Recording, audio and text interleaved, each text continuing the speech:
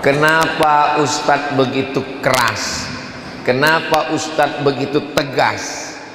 Karena yang merusak anak di rumah itu ada 10. Yang pertama, karena kami sebagai orang tua sangat khawatir, sangat cemas, sangat takut anak kami ini rusak. Ini jawaban terhadap anak-anak yang merasa orang tuanya kejam, yang merasa orang tuanya keras, yang mengatakan orang tuanya jahat, yang mengatakan orang tuanya itu sangat disiplin. Saya mewakili IAAI, Ikatan Ayah-Ayah Internasional,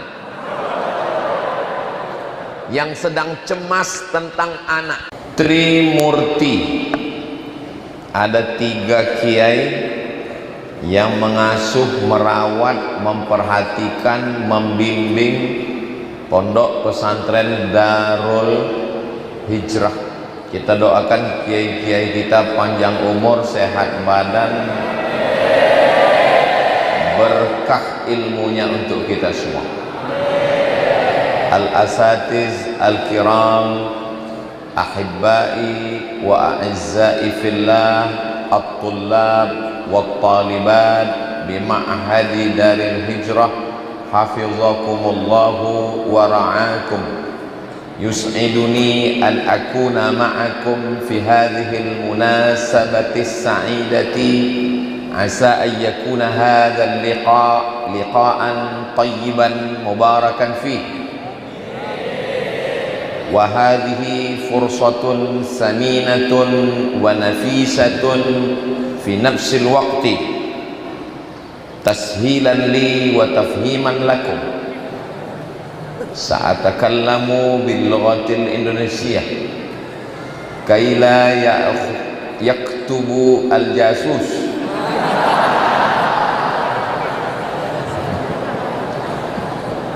Anak akhok jidan. Ada seorang bapak sangat sayang sama anaknya, lalu dibuatkan kamar besar, pakai AC, TV-nya besar, dibelikan komputer, dibelikan laptop, dibelikan gadget handphone mahal. Handphonenya, cara menghidupkannya dilihat aja hidup. Dibelikan mobil untuk pergi ke sekolah, kacanya hitam 100%, bebas membawa anak gadis siapa saja. Ini satu orang tua. Yang satu orang tua lagi, anaknya setelah tamat SD, dia bilang sama anaknya, tidak ada kamar di rumah ini untukmu, tidak ada TV, tidak ada handphone, tidak ada laptop, tidak ada gadget, dan tidak ada mobil, tidak ada motor. Ambil kopermu, bungkus bajumu, kau akan kukirim ke pondok pesantren. Pertanyaannya, orang tua yang sayang dengan anak, orang tua yang pertama atau yang kedua?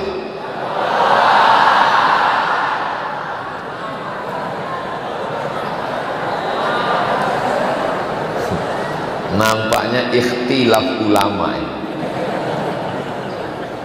Anak saya namanya Sami, umur 4 tahun, minta coklat. Saya kasih atau enggak? Kalau saya kasih, giginya bolong. Kalau saya kasih, giginya ompong. Maka saya tidak belikan dia coklat. No coklat. Menurut dia, saya tidak baik. Babah nggak baik, kata dia. Tapi menurut saya sebagai seorang ayah, baik atau tidak baik?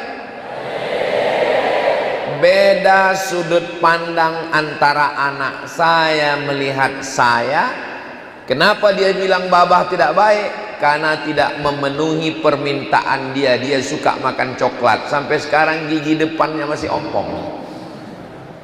Tapi menurut saya, sayang itu adalah dengan tidak memberi yang dia minta. Begitulah antara ayah dengan anak, beda sudut pandang. Makanya ada anak yang menganggap ayah saya enggak sayang. Sore-sore sebelum azan maghrib dia termenung melihat pohon kayu. Terlintas di pikirannya, jangan-jangan aku ini anak adopsi, jangan-jangan aku ini anak angkat, jangan-jangan aku ini bayi tabung, jangan-jangan dulu waktu dia pulang dari masjid mendengar suara anak nangis depan rumah, rupanya aku anak yang dibuang dalam kardus. Pulang dia ke rumah, dia lihat aktenya, dia sangka bin kardus. Saya punya ponakan, punya anak, hanya boleh di rumah SD. Tamat SD wajib mondok. Yang nggak mau mondok, saya pecat jadi anak.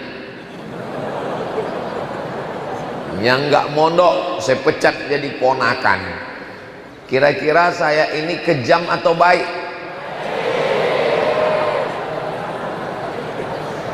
Kenapa Ustadz begitu keras? Kenapa Ustadz begitu tegas? Karena yang merusak anak di rumah itu ada 10.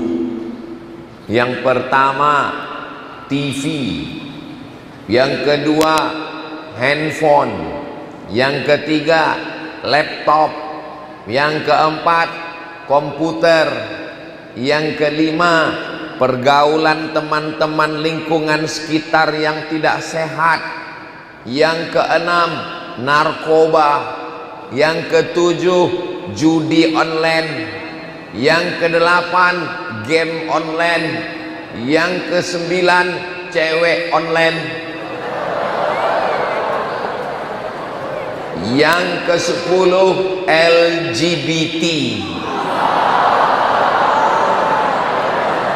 Saya mau menyelamatkan anak saya, keponakan saya, maka saya bertekad kuat, dia hanya boleh di rumah SD. Tamat SD masuk pondok 6 tahun, selesai mondok. Setelah itu terserah dia mau kuliah kemana. Ponakan saya yang pertama tamat pondok, sekarang sudah di Al-Azhar Kairo, Mesir. Itu yang ujung baju putih senior saya di Mesir. Saya 98, beliau 96. Al-Mukarram Kiai Haji Ustadz Muhammad Hatta, pimpinan Pondok Pesantren Nurul Azhar Banjarbaru. Anak beliau perempuan nomor 1 Mesir, tamat pondok, belum tamat pondok SMA-nya sudah di Mesir. Nomor 2 Mesir, nomor 3 masih SMP, dikirim juga ke Mesir. 3 anaknya, 3 di Mesir. Sekarang beliau di rumah, pengantin baru lagi. Kenapa? Karena kami sebagai orang tua sangat khawatir, sangat cemas, sangat takut anak kami ini rusak. Ini jawaban terhadap anak-anak yang merasa orang tuanya kejam, yang merasa orang tuanya keras, yang mengatakan orang tuanya jahat, yang mengatakan orang tuanya itu sangat disiplin. Saya mewakili IAAI, Ikatan Ayah-Ayah Internasional, yang sedang cemas tentang anak. Anak laki-laki cemasnya di sini, kepalanya benjol, tawuran. Anak perempuan cemasnya di sini.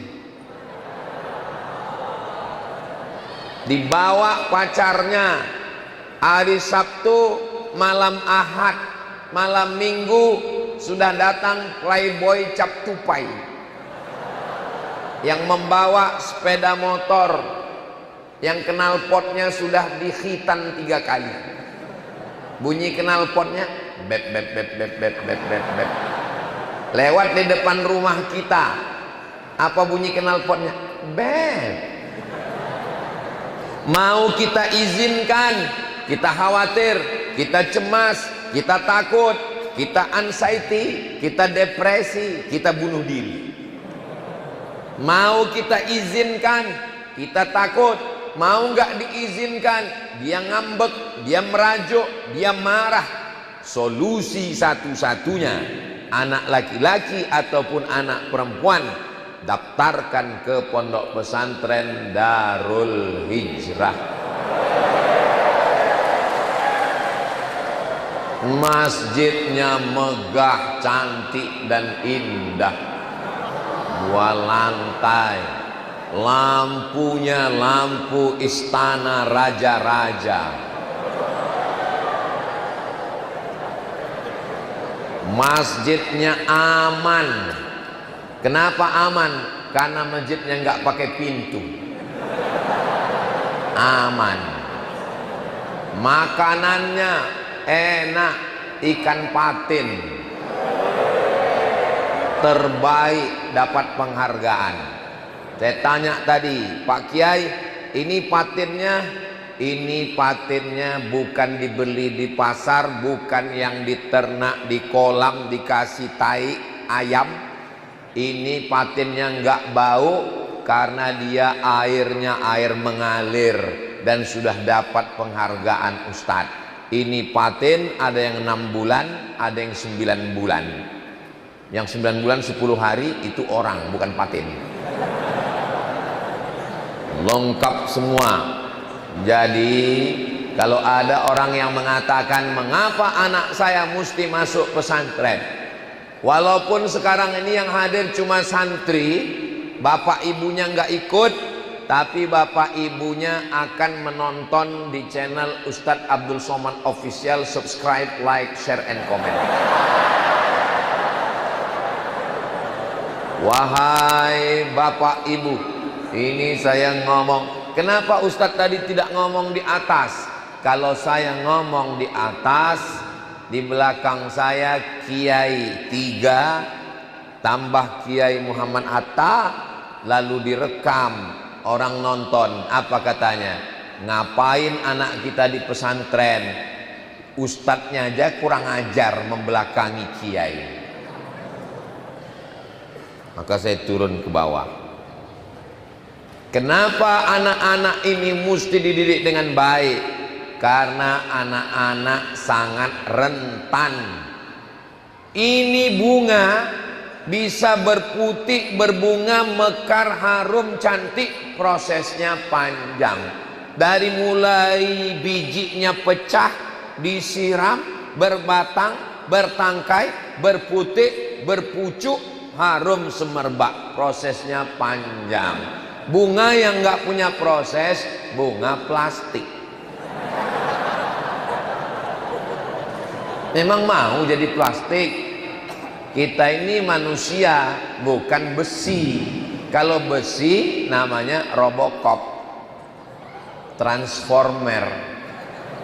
Kita ini manusia, maka manusia ini butuh proses. Manusia dengan gajah umurnya sama. Gajah mati 50, 60, 70. Manusia juga bainas sittin wasab'in, antara 60 dan 70. Tapi gajah begitu lahir berdiri, lompat, lari. Manusia enggak, lahir telentang, tengkurap, telungkup, merangkak, duduk, jalan, lari. Ada di sini yang lahir langsung lari? Enggak ada. Prosesnya panjang. Pertama kali sobi, yang kecil-kecil itu sobi. Di atas sobi mumayyiz, Sobi belum bisa membedakan mana makanan, mana kotoran. Sobiyun, hadza sobiyun, wa hadhihi sobiyatun. Setelah sobi, mayyaza, yumayyizu, tamyizan, mumayyizun, mumayyazun. Limadza summiya mumayyiz? Karena dia sudah bisa membedakan. Ini makanan, ini kotoran, ini ini pipis, ini pempers, ini ngompol. Namanya mumayyiz. Sobi nggak bisa dikasih perintah, dibawa ke masjid, orang di masjid ribut, dia ikut lari, kita kasih gini, dia ginikan kita lagi, karena dia sobi.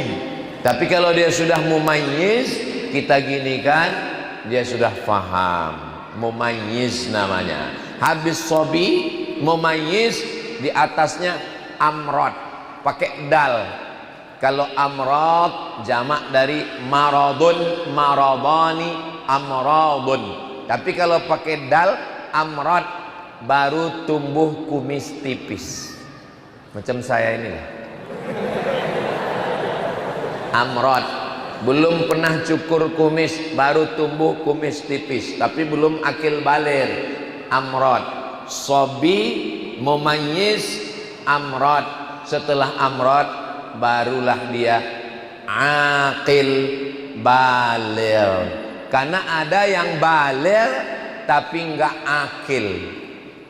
Baligh umurnya tapi enggak akil, akalnya enggak sampai.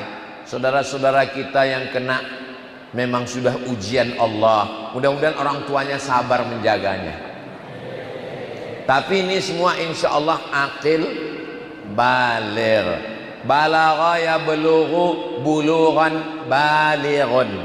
Aqala ya'qilu aqilun. Berakal dan umurnya sudah sampai. Tandanya mimpi basah, bangun dia ngelapor, tadi malam mimpi pemadam kebakaran dan hujan lebat.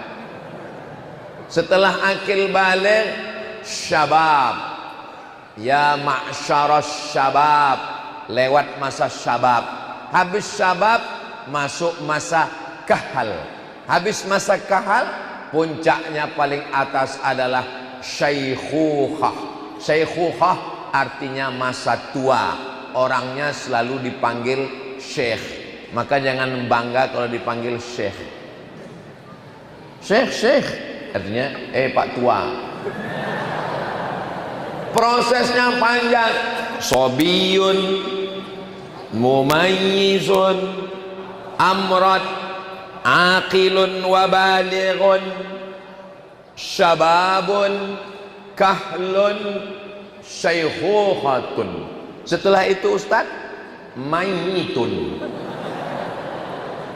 Innaka mayyitun wa innahum mayyitun. Semuanya akan, tapi prosesnya ini panjang. Adik-adik, sobiyun, sobiyatun sudah, mumayyizun sudah, amrad sebagian, aqilun balighun prosesnya, syabab.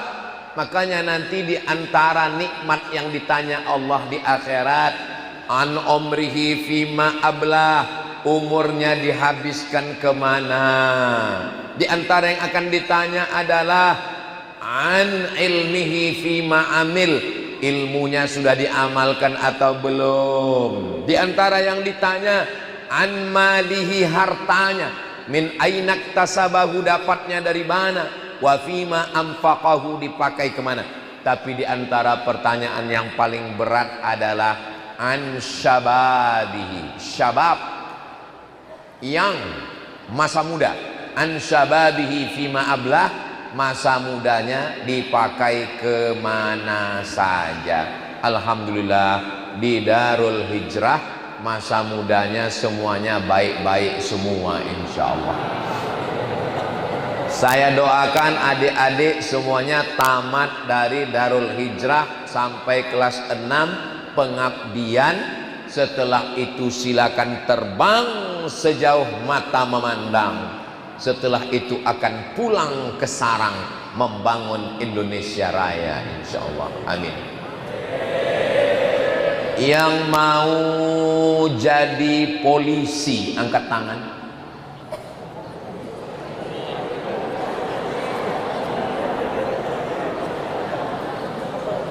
Ada jalur khusus polisi santri, tamat pesantren masuk polisi.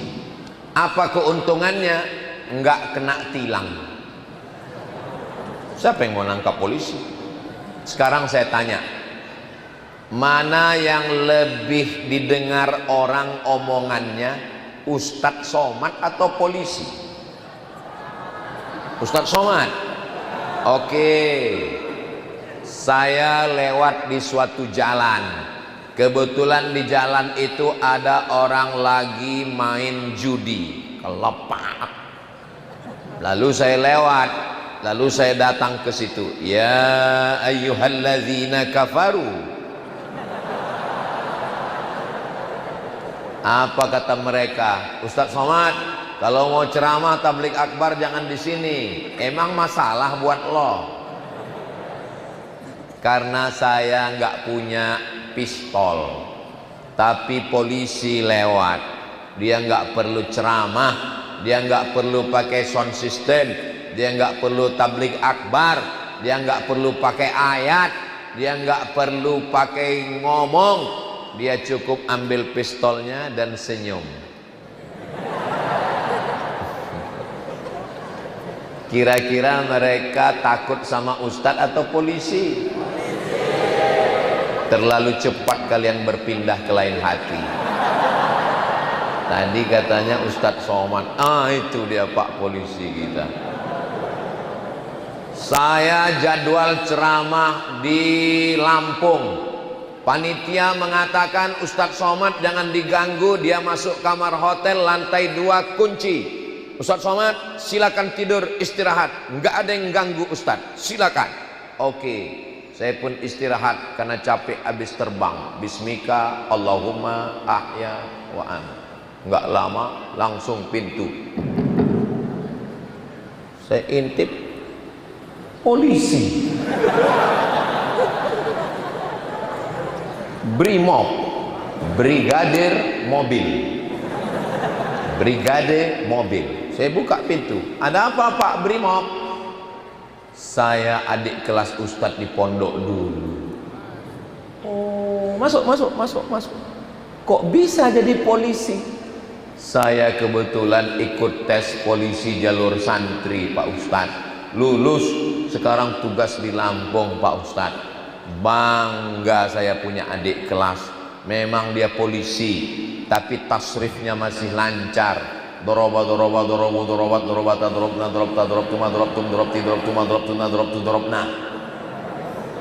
kaifa haluk bi khair ustad aina taskunu ana askunu fis syari as-siratil mustaqim.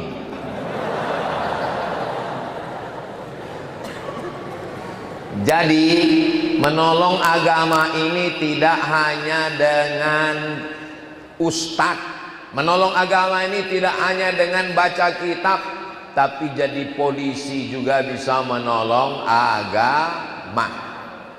Kalau tamat pesantren sekarang 2026, masuk polisi 2036, 2046, insya Allah akan ada santri yang jadi jenderal, insya Allah.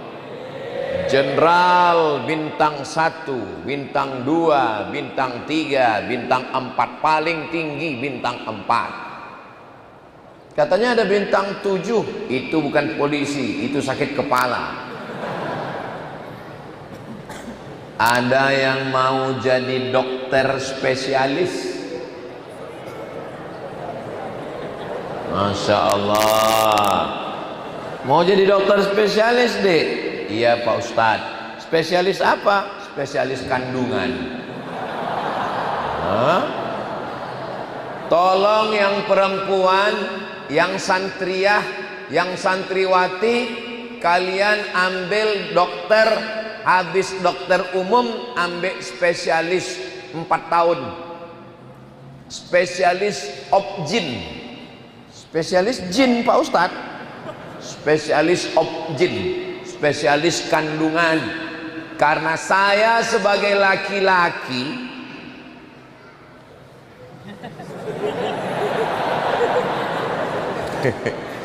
misal kalian laki-laki, misal memang laki-laki, insya Allah kalian punya istri yang cantik, solihah, putih seperti telur ayam. Dia mau melahirkan, apakah kalian mau dia dipegang dokter laki-laki? Kita ini punya rasa cemburu guys, nggak mungkin kita biarkan dia. Tapi karena darurat, anak saya lahir, saya tanya, dokternya laki-laki apa perempuan? Dokternya perempuan. Terus insya Allah siap. Jam 2 malam saya dibangunkan. Bangun, kenapa? Ini udah mulai sakit. Oke, telepon dokter. Ditelepon dokternya, mohon maaf, saya sedang liburan. Jadi nggak ada dokter di rumah sakit. Ada, tapi dokter laki-laki. Saya ini orangnya termasuk pencemburu tingkat tinggi. Saya bilang kita cari bidan aja. Yang ada bidan, oke, nggak apa-apa. Nggak jadi anak saya lahir di rumah sakit. Lahirnya di rumah bidan. Kenapa? Karena kekurangan dokter perempuan. Maka dokter perempuan, adik-adik semua jadi dokter. Dokter dari tamat pesantren Darul Hijrah. Amin. Masuk ke ruang ICU. Memang ICU tulisannya, ICU. Ustadz Somad ini nggak bisa bahasa Inggris. Itu bacanya bukan ICU Ustadz, itu ICU. ICU, you don't see me. Nah, masuklah dokter spesialis dari rumah sakit umum alumni Darul Hijrah. Amin. Jilbabnya panjang, wajahnya teduh bekas air wudhu. Dia bawa jarum suntik, masuk ke ruang pasien sambil baca Quran. Bismillahirrahmanirrahim. Yasin wal Qur'anil Hakim, innaka laminal mursalin ala siratin mustaqim, tanzilal azizir rahim. Enggak terasa api jarum suntik itu masuk ke kulitnya dan obat itu masuk. Akhirnya alhamdulillah Pak Ustadz, sejak disuntik dokter itu kemarin suami saya, alhamdulillah Pak Ustadz, gimana? Meninggal Pak Ustadz. Mengapa banyak orang di rumah sakit itu makin stres? Nggak ada doa, nggak ada zikir, nggak ada baca Quran. Yang ada pertanyaan, sudah berapa lama opname, berapa uangnya, berapa bayarnya, berapa obatnya. Sebetulnya penyakitnya nggak terlalu parah, yang parah itu adalah penderitaannya. Akhirnya ditanya, sudah berapa hari di sini? 1 hari berapa? Bayarannya berapa? Operasi berapa? Obat berapa? Mati. Makanya santri mesti ada yang jadi dokter. Indonesia ini rawan, pulaunya diambil, tanahnya dicomot. Ada satu pulau antara Kalimantan dan Sumatera, letaknya di tengah laut samudra. Kapal-kapal Cina dan kapal Amerika sudah berkeliling karena di situ ada minyak, di situ ada gas. namanya Natuna. Bayangkan itu, siapa yang menjaga perbatasan Indonesia dari Sabang sampai Papua ini? Yang menjaga adalah TNI, Tentara Nasional Indonesia. Ada santri Darul Hijrah yang mau jadi tentara? Oh, paling banyak tentara. Masya Allah. Allahu Akbar.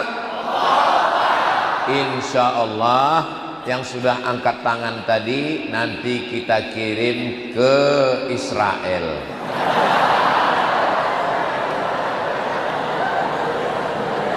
Untuk menangkap Benyamin Netanyahu. Bisa menangkap Benyamin dengan ceramah? Nggak bisa. Masjidil Aqsa pernah direbut. Masjidil Aqsa pernah bersimbah darah. Sampai-sampai baca buku History of Prophet Muhammad, peace be upon him. Nama penulisnya Karen Armstrong. Dia bercerita tentang Masjidil Aqsa. Orang Islam disembelih sampai kuda berenang, darahnya sampai sedada. Kuda tingginya hampir 2 meter, berenang di darah manusia di Palestina. Sampai akhirnya yang menyelamatkan Palestina, yang merebut Palestina bukan ustadz. Yang merebut Palestina adalah tentara panglima perang, sukunya suku Kurdi, namanya Salahuddin Al-Ayyubi. Tapi Salahuddin Al-Ayyubi dididik oleh ustadz, dididik oleh ulama. Dia khatam baca kitab Ihya Ulumuddin yang ditulis oleh Imam Abu Hamid Al-Ghazali, meninggal tahun 505 Hijrah. Nabi berpesan, la taftahunnal Konstantiniyah, kalian akan merebut Konstantinopel. Raja yang paling hebat di dunia namanya Kaisar Konstantin. Siapa namanya? Kaisar Konstantin. Dia membangun sebuah kota di Eropa, nama kotanya Konstantinopel. Orang zaman dulu kalau membangun kota pakai nama dia, Konstantinopel. Saya kalau membangun kota, nama kotanya Somadinopel. Negara yang hebat, kubahnya besar, musim panas masuk ke dalam dingin. Karena di bawah itu dia bangun kolam renang. Di bawah dia buat kolam, baru dia buat marmer putih, baru dia buat kubah tinggi. Sehingga gedung yang dia bangun itu dingin. Direbut oleh seorang laki-laki bernama Muhammad Al-Fatih. Al-Fatih sang penakluk, dia bukan ustadz, tapi dia dididik oleh ustadz Syekh Aga Syamsuddin. Inilah yang dididik oleh kiai yang akan menjadi panglima-panglima perang yang akan merebut Palestina insyaallah. Berapa umur Muhammad Al-Fatih waktu merebut Konstantinopel? 3 versi. Satu mengatakan 19, yang satu mengatakan 20, yang satu mengatakan 21. Kenapa beda pendapat? Karena mereka tidak sepakat tentang tanggal lahirnya, ikhtilaf. Jadi kalau ada yang mengatakan 19, 20, 21, memang 3 versi. Mau 20, mau 21, mau 19, dia tetaplah anak muda. Berapa umur Al-Fatih menaklukkan Konstantinopel? 19, 20, 21. Umur kamu berapa? 21. Apa yang sudah kamu taklukkan? Hati dia.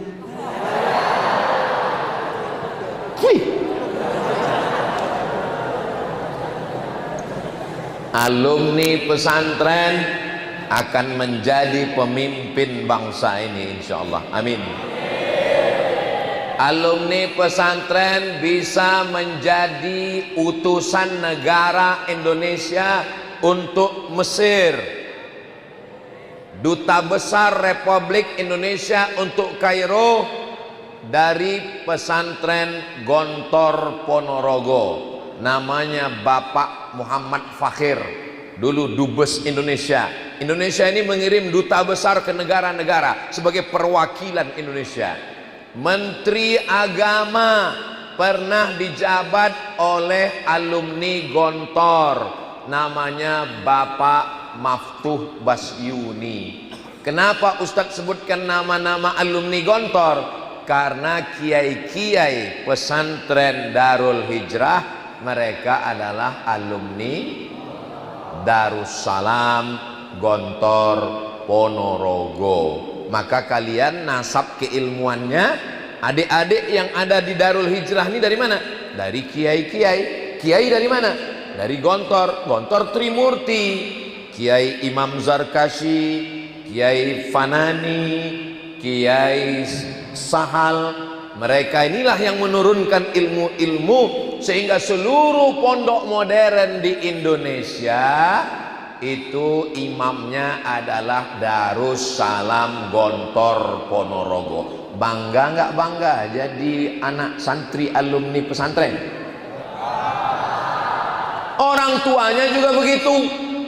Ini walaupun orang tuanya nggak datang, saya kasih tahu sama orang tua yang nonton di sana. Hai Besti, anak ibu di mana? Anak saya SMP. Anak bapak di mana? Anak saya SMP plus. Anak ibu di mana? Anak saya SMA. Anak ibu di mana?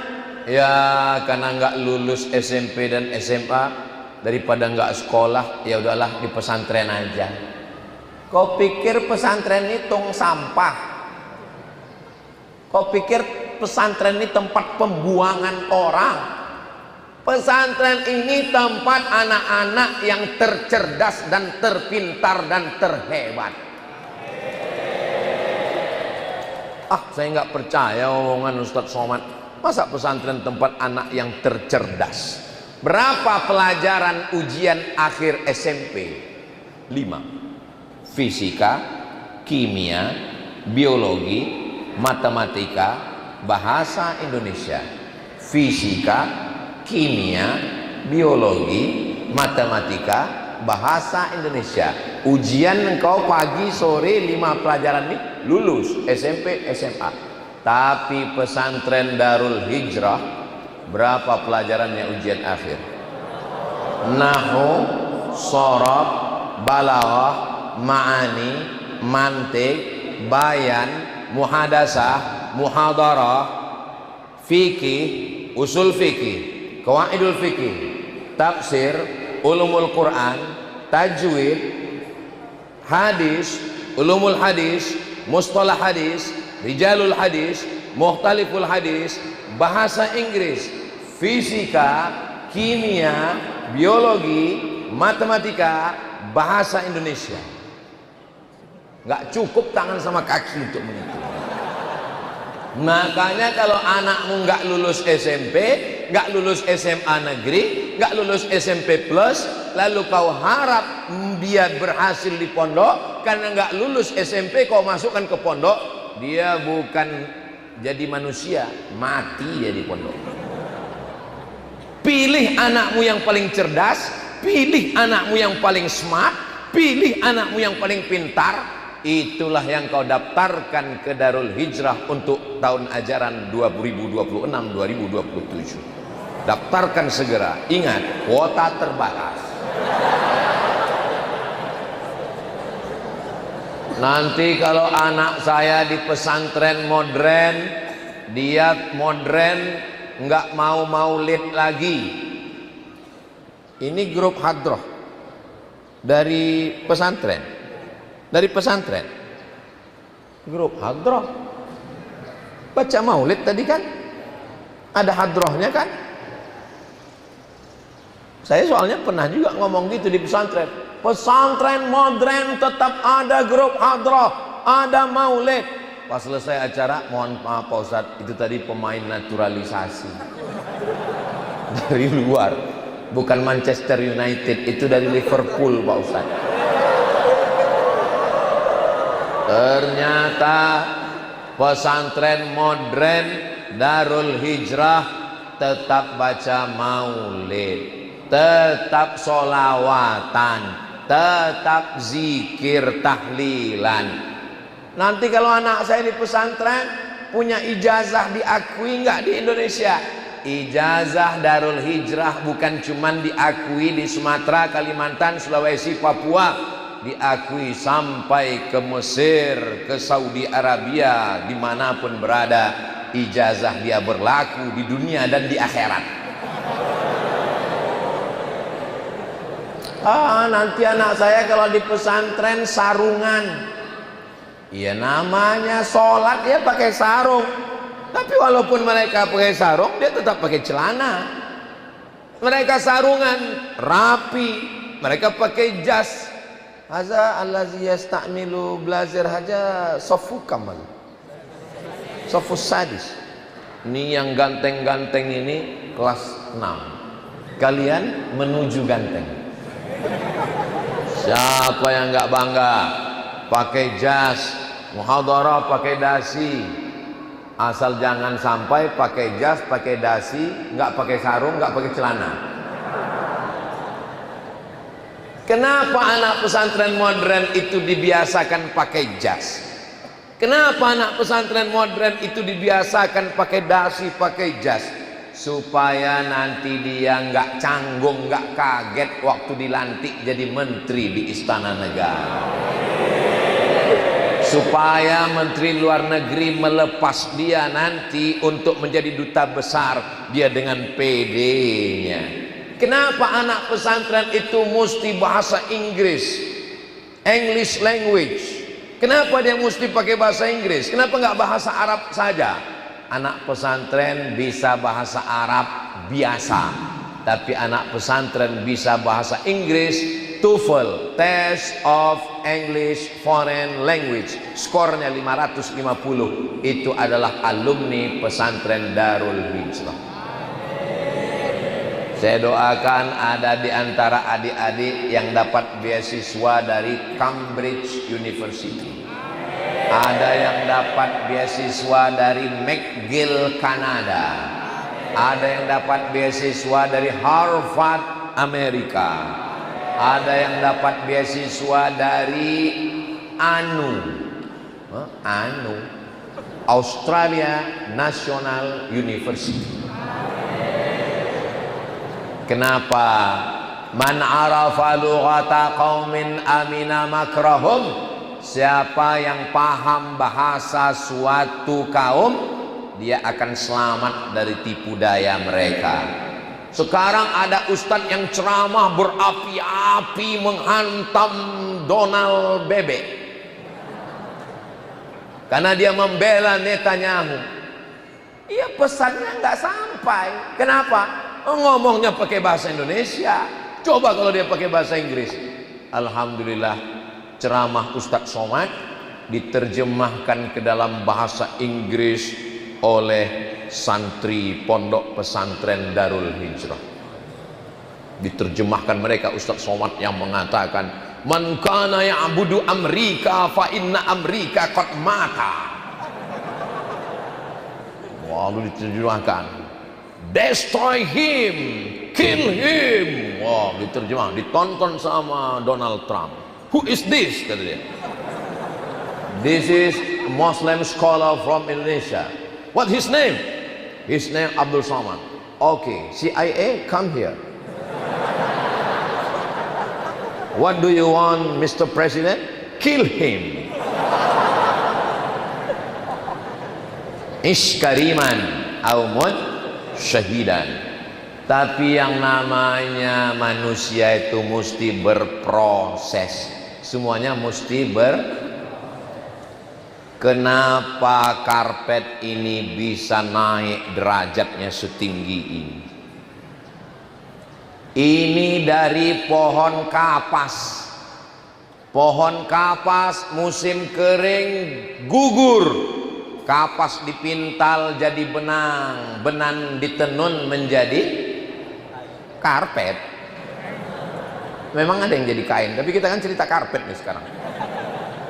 Ini asalnya cuman dari pohon kapas, akhirnya kemudian masuk ke pabrik, digambar sampai ke masjid, karpet biasa di bawah, tapi karpet luar biasa diletakkan di atas tempat duduk kiai-kiai. Untuk menjadi yang luar biasa aja prosesnya panjang, dari pohon kapas dicopot, dipintal, ditenun, masuk pabrik, diukir, barulah sampai ke pesantren Darul Hijrah. Nih, untuk menjadi mimbar Ustadz Somad hari Jumat yang penuh berkah, ini adalah pohon jati di tengah hutan. Pohon jati di tengah hutan digergaji, setelah digergaji dijemur, setelah dijemur kulitnya dikuliti, setelah itu lalu kemudian diukir, dipahat, didempul, dilobangi, digosok, sampai akhirnya dibawa ke pesantren Darul Hijrah. Lalu kemudian dia pun masuk ke YouTube bersama Ustadz Abdul Somad. Lalu dia pun masuk ke Instagram, masuk ke dalam Facebook, masuk ke dalam TikTok, masuk ke dalam Telegram, miligram, kilogram. Padahal dia hanya pohon kayu yang ada di tengah hutan, malamnya kehujanan, siangnya kepanasan, dipotong, masuk ke dalam truk, dibawa ke Banjarbaru, masuk ke dalam tempat pengukiran, akhirnya sampai ke Masjid Darul Hijrah, hanya sekedar untuk menjadi mimbar. Apalagi mau menjadi manusia. Dia hanyalah batu yang ada di dalam batu. Batu bersembunyi dalam batu. Batu yang di luar ini hitam, lalu kemudian dibuat dia bulat. Batu hitam yang di luar bulat itu, itulah jadi batu gilingan sambal terasi. Tapi di dalam batu itu ada batu, dalam batu ada batu paling bawah. Setelah melalui proses ratusan tahun, ribuan tahun, akhirnya dia menjadi batu yang mengkristal. Lalu setelah itu dia dipotong, dipahat, digerenda, sampai akhirnya batu itu dilihat, sampai akhirnya batu itu dibuat menjadi cincin, dipakai oleh seorang ustadz di Darul Hijrah, cincin kesayangannya. Dan tadi diberikan ke Ustadz Abdul Somad. Inilah dia cincin. Ini cincin baru dikasih ke saya tadi waktu sedang makan tadi. Saya tanya, ini batu apa Ustadz? Ini batu zamrud. Makanya batu ini langsung saya pasang. Makanya dari tadi tangan saya kan kiri terus. Mana tahu ada orang yang ngomong, apa itu Ustadz Somad itu? Di pesantren ngomongnya kok pakai tangan kiri. Hadiah dari Ustadz kita di Darul Hijrah, diberinya saya batu zamrud, batu yang paling mahal, paling keras menurut skala Mohs adalah batu zamrud. Dan batu ini kalau dibawa ke rumah makan nggak bayar, tapi jangan makan, duduk aja. Untuk menjadi batu saja dia melalui proses dipukul, digerenda, dikilatkan, diikat, apalagi menjadi manusia. Dan orang tidak pernah tahu prosesnya. Orang tidak pernah mau tahu proses kayu ini sampai kemari. Orang tidak pernah mau tahu proses karpet sampai kemari. Orang tidak pernah mau tahu proses ini sampai kemari. Begitu juga dengan adik-adik sekalian, kalian sekarang sedang proses. Jam 3 sudah dibangunkan. Kom, wake up, wake up, wake up, wake up. Datang mudabbir kelas 5. Kom. Setelah semuanya ke masjid, mudabbirnya tidur.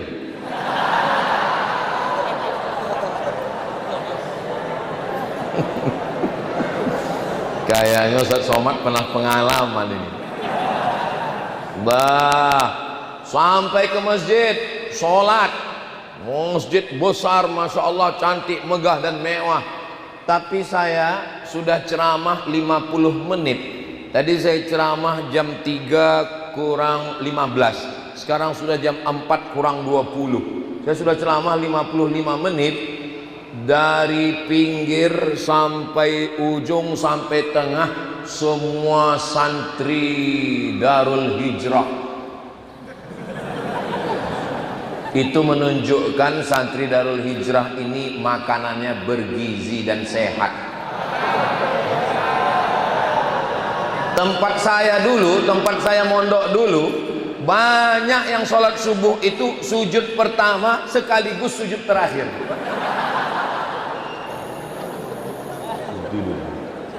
Begitu sujud terakhir langsung datang ustaz memukulkan sorban, ada yang pakai sejadah, kom, sallu. Zaman sekarang tidak ada lagi pemukulan. Kenapa? Karena kalian dilindungi oleh Komisi Perlindungan Anak. Makanya sekarang ada santri lagi kelahi, gurunya lewat, biarin aja. Ada santri lagi ngerokok, gurunya lewat, biarin aja. Ada santri lagi main judi, gurunya lewat, biarin aja. Kenapa? Daripada ditangkap Komisi Perlindungan Anak, biar aja dia jadi setan. Itu tidak terjadi di pondok pesantren. Kenapa? Kita tidak takut kepada siapapun, karena kita mendidik anak sesuai dengan doa Rabbi habli minas sholihin. Dari pagi sampai sore.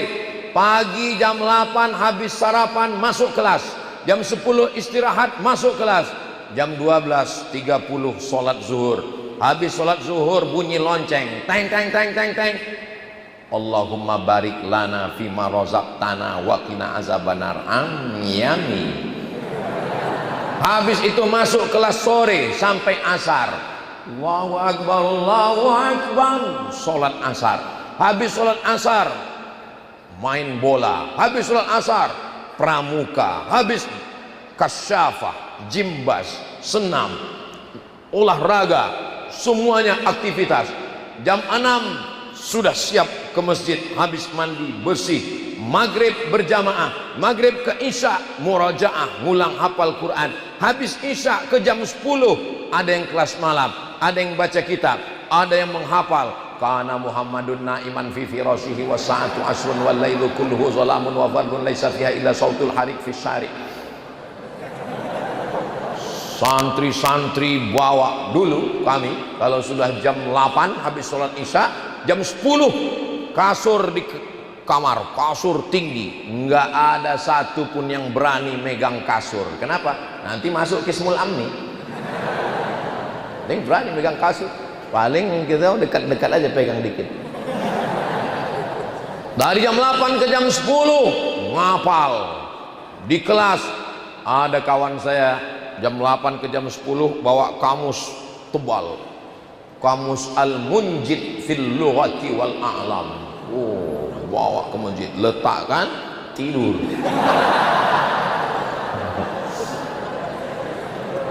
Begitulah anak-anak pondok ini.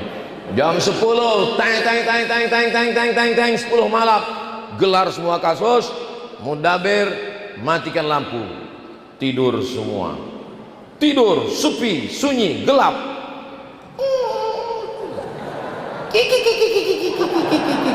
Datang mudabir ngidupkan lampu, habis kena tempeleng semua, kelepak.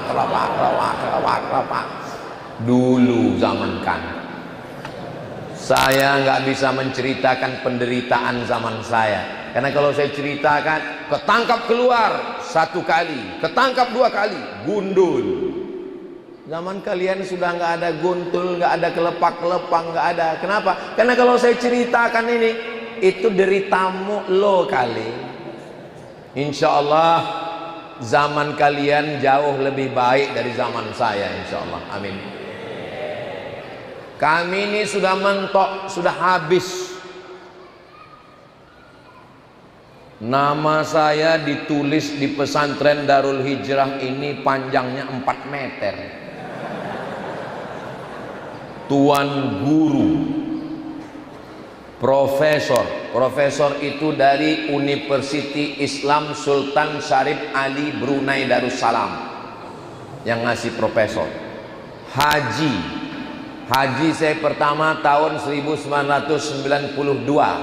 Habis itu dari Kairo naik kapal laut 2 hari 2 malam tahun 2000. Habis itu jadi petugas haji tahun 2002 sama Ustadz Atta di Misfalah Makkah.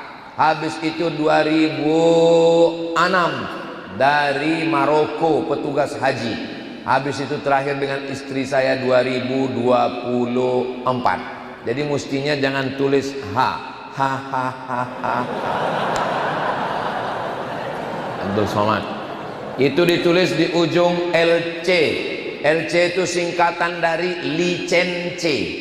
Licence itu bahasa Inggrisnya license, bahasa Arabnya ajaza yujizu ijazatan. Artinya orang ini sudah dapat ijazah untuk mengajarkan agama Islam dari Al-Azhar Mesir. Setelah itu DESE, makanya ada titiknya, titik DESE, singkatan dari Diplôme Études Supérieures Approfondies, bahasa Prancis. S2 dari Maroko, maka ditulis DESE, Diplôme Études Supérieures Approfondies. Sampai ke Indonesia jadi desa, deso, kampungan. Habis itu di ujungnya PhD. Cara membacanya dari kanan ke kiri. Doctor of Philosophy, Doktor S3 Filosofi Filsafat, tapi jurusannya bagian hadis. Disertasi saya judulnya Syekh Muhammad Hashim Asy'ari wa juhuduhu fi nashris sunnah di Indonesia. Tebalnya 600 halaman. Disidangkan oleh 3 profesor di Sudan. Lulus nilainya cum laude. Jangan bilang masya Allah, masih panjang ini, masih banyak lagi. S2 saya DESE itu dari Darul Hadis Maroko. Judulnya Rijalul Muwatta' was Sahihain alladzina dha'afahumun Nasa'i fi kitabid du'afa wal matrukin jam'an wa dirasatan. Tebalnya 300 halaman. Disidangkan oleh 3 profesor. Lulus dengan nilai terbaik. Ini nggak pernah saya ceritakan kalau saya ceramah di kampung. Untuk apa diceritakan? Kenapa saya ceritakan di pondok? Supaya anak-anakku sekalian, kalian akan terbang, tapi jangan lupa pulang. Terbang, jangan sampai tersangkut di rumah mertua. Terbang, kembali membangun Kalimantan, membangun negara kesatuan Republik Indonesia. Saya husnuzon berkat doa kiai, bi barakati doa walidina wa abaina wa ummahatina wa ajdadina wa jaddatina wa masyayikhina, kalian sukses dunia akhirat insyaallah. Ustaz, saya dari kampung, ayah saya, emak saya orang kampung, bukan anak kiai, bukan anak ustadz, bukan punya pondok pesantren. Saya menyeberang jauh, pergi ke kota kabupaten, pergi ke provinsi, pergi ke Jakarta, pergi ke Kairo, pergi ke Maroko, pergi ke Sudan, pergi ke Malaysia, pergi ke Brunei. Ini jadwal saya sekarang di Kalimantan Selatan dan Kalimantan Tengah. Pulang dari sini nanti ke Riau, habis itu pergi lagi ke Lampung, pulang lagi pergi lagi ke Sulawesi, pulang pergi lagi ke Papua, pulang pergi lagi ke Sumatera. Terus Ustaz istirahatnya kapan? Ar-rahah fil jannah. Insya Allah kita istirahat di surga bersama kalian semua, insya Allah. Syaratnya satu, mati dulu. Mudah-mudahan kita bersama di Darul Hijrah, bersama juga nanti di surga Jannatul Firdaus bersama Nabi Muhammad sallallahu alaihi wasallam. Di mana-mana saya tausiah 60 menit. Makanya dari tadi saya melihat ke sana terus, itu melihat pintu sama jam. Makanya dari tadi mata saya ngeliat ke sana, nengok jam, sudah jam 4. Di mana-mana saya ceramah 60 menit, kecuali di pesantren Darul Hijrah 61 menit. Di akhir majelis mari kita sama berdoa. Mudah-mudahan Allah menjaga melindungi Darul Hijrah. Mudah-mudahan kiai kita sehat walafiat, panjang umur. Mudah-mudahan para santri, santriyah, santriwati semuanya menjadi anak yang soleh dan solehah. Mudah-mudahan Allah menjadikan negeri ini baldatun thayyibatun wa rabbun ghafur. Ala hadhihi niyah, untuk niat yang baik ini Al-Fatihah.